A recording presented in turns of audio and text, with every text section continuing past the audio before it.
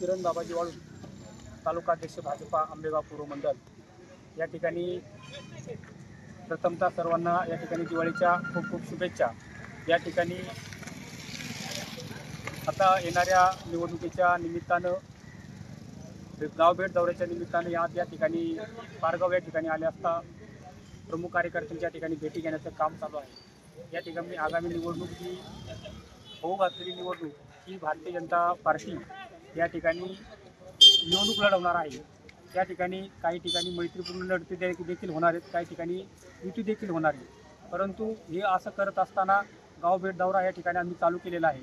आम्ही या पाठीमागील काळात की मी या ठिकाणी भारतीय जनता पार्टीच्या माध्यमातून इच्छुक उमेदवार आहे। मी अनेक गावामध्ये विविध या सामाजिक उपक्रम असतील, त्याचप्रमाणे इतर लाभाच्या योजना असतील, अनेक योजनांच्या माध्यमातून आपण सर्वसामान्य कुटुंबापर्यंत पोहोचण्याचं काम मी या ठिकाणी करत आहे। आणि मला 100% खात्री आहे की येत्या काळामध्ये सर्वसामान्य जनता मी सर्वसामान्य कुटुंबातला असल्या कारणाने 100% माझ्या पाठीशी उभी राहील अशी मला 100% खात्री आहे।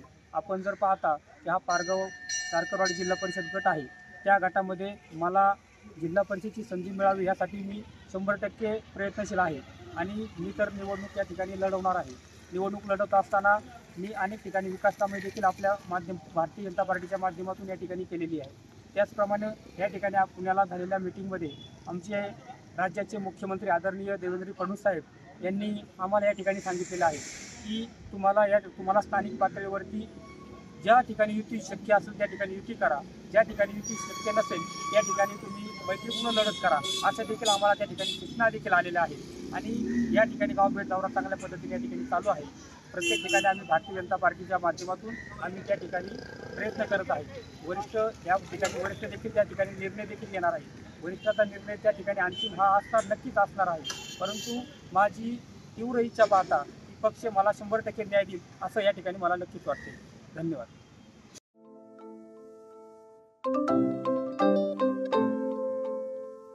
नवनवीन आणि ताज्या घडामोडींसाठी आज 24 तास सबस्क्राईब करा।